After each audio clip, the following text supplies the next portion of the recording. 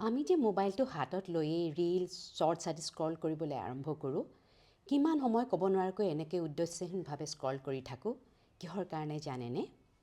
ইয়ে আমাক instant pleasure দিয়ে, তাৎক্ষণিক আনন্দ দিয়ে।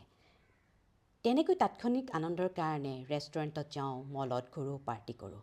কিন্তু এবাৰ ভাবি চাইছেনে এনে তাৎক্ষণিক আনন্দৰ পিছত দৌৰিয়ে জীৱনটো পাৰ কৰি দিব নেকি? আৰু এবিধ আনন্দ আছে, যাক অভ্যাস কৰিলেই হয়। প্ৰথম অৱস্থাত কষ্ট হয়, কিন্তু অভ্যাস কৰোঁতে কৰোঁতে সেয়া আনন্দলৈ পৰিণত হয়।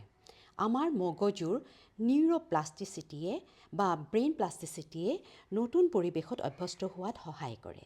গতিকে আমি যদি কিছুমান হেল্ডি হেবিট যেনে খোজ কঢ়া, দৌৰা, য়োগা কৰা, ৱৰ্কআউট কৰা, খেলা আদি নিতৌ অভ্যাস কৰিবলৈ আৰম্ভ কৰোঁ, প্ৰথম অৱস্থাত শৰীৰ আৰু মন এই কামবোৰৰ পৰা হোৱা কষ্টৰ কাৰণে আগবাঢ়িবলৈ নোখুজিব।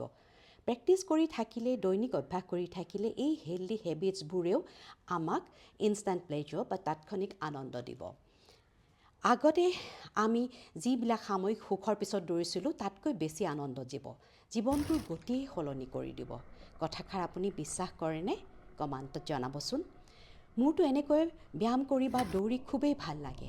অভ্যাস কৰি থাকিলে আপোনাৰো ভাল লগা হ'ব এনে হেল্ডি হেবিটছবোৰ। এনে অভ্যাসবোৰ আৰম্ভ কৰি দিয়কচোন। পিছত মনে মনে মোক ধন্যবাদ দিবলৈ নাপাহৰিব কিন্তু